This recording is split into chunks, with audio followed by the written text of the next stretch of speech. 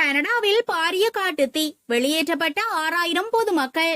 கனடாவின் மேற்கு மாகாணமான அல்பெர்டாவில் 15ஆம் திகதி திடீரென காட்டுத்தீ பரவியதால் 6000 பொதுமக்கள் அங்கிருந்து வெளியேற்றப்பட்டதாக வெளிநாட்டு ஊடகங்கள் செய்தி வெளியிட்டுள்ளன.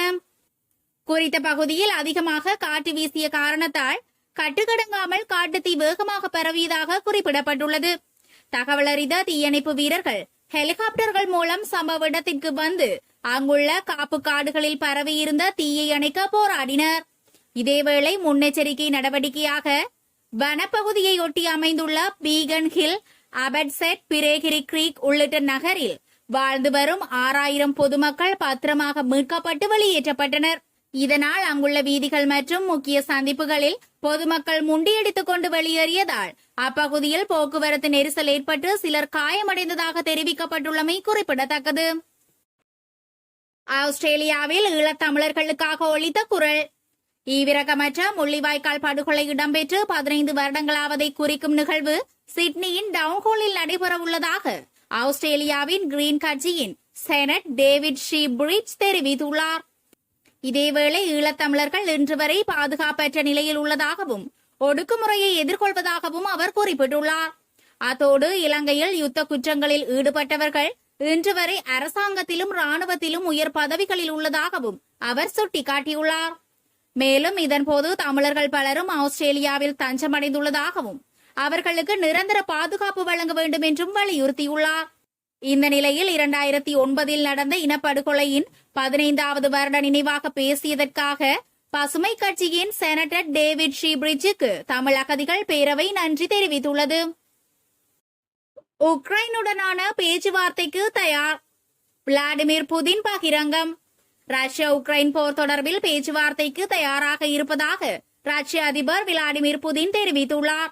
சீன அதிபர் ஜின்பிங் ரஷ்ய அதிபர் விளாடிமிர் புதினுக்கு அழைப்பு விடுத்ததை தொடர்ந்து புதின் நேற்று சீனாவிற்கு பயணம் மேற்கொண்டுள்ளார்.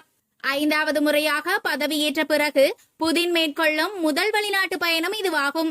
2 நாட்கள் தங்கும் அவர் அதிபர் ஜின்பிங் மற்றும் உயரதிகாரிகளை சந்தித்து பேச்சுவார்த்தை நடத்த உள்ளார்.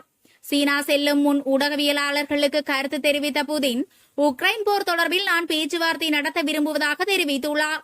நாங்கள் எப்போதுமே பேச்சுவார்த்தைக்கு மறுப்பு தெரிவித்ததில்லை என்று அவர் கூறியுள்ளார். உக்ரைன் தொடர்பில் பேச்சுவார்த்தையை தொடங்க விரும்புகிறோம் என்றாலும் அந்த பேச்சுவார்த்தைகள் ரஷ்யா உட்பட பிரச்சினையில் சம்பந்தப்பட்டுள்ள எல்லா நாடுகளின் நலனையும் கருத்தில் கொள்ள வேண்டும் என்று தெரிவித்துள்ளார். ஸ்ரீலங்காவின் போர் குற்றவாளிகள் குற்றவியல் நீதிமன்றில் பிரித்தானியாவில் எதிரொலித்த குரல்.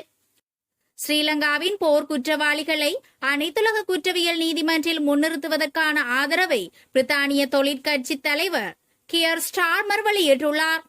பிரித்தானிய நாடாளுமன்றில் மக்களவையில் நேற்று தொழிற்கட்சிக்கு ஆதரவான தமிழர்கள் அமைப்பு நடத்திய முள்ளிவாய்க்கால் நினைவு நாள் நிகழ்விலேயே அவர் இதனை தெரிவித்தார்.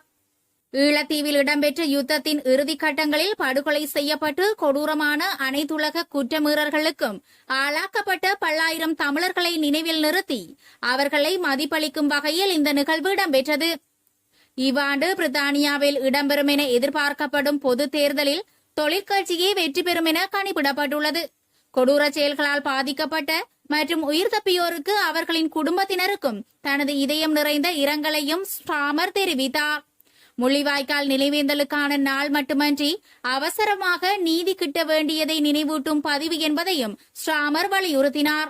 அத்தோடு யுத்தத்தின் போது இழைக்கப்பட்ட கொடூரங்கள் மறைக்கப்பட முடியாதவை என்பதையும் அவர் கோடிட்டு காட்டினார். தமிழர்களுக்கு எதிரான கொடூரமான அனைத்துலக குற்றங்களை புரிந்தவர்களை நீதியின் முன் நிறுத்துவதன் மூலம் மடிந்த மக்களை நினைவேந்தி மதிப்பளிக்க முடியும் என அவர் சுட்டிக்காட்டினார். ஈழத்தீவில் தமிழ் மக்கள் முகம் கொடுக்கும் கொடூர குற்றங்களுக்கு பொறுப்பு கூறும் வகையில் அனைத்துலக சமூகத்திற்கு வழங்கிய வாக்குறுதிகளை ஸ்ரீலங்கா நிறைவேற்ற தவறியதையும் கடந்த கால அநீதிகளுக்கு பரிகாரம் அளிக்கும் காத்திரமான நடவடிக்கைகளை எடுக்க தவறியதையும் விமர்சித்திருந்தார். தமிழ் மக்களுக்கு எதிரான அனைத்துலக குற்றங்களை புரிந்தவர்களை அனைத்துலக குற்றவியல் நீதிமன்றில் முன்னிறுத்தும் நடவடிக்கைகளை பிரித்தானிய அரசாங்கம் முன்னின்று செயற்படுத்த வேண்டும் என்றும் அவர் வலியுறுத்தினார்.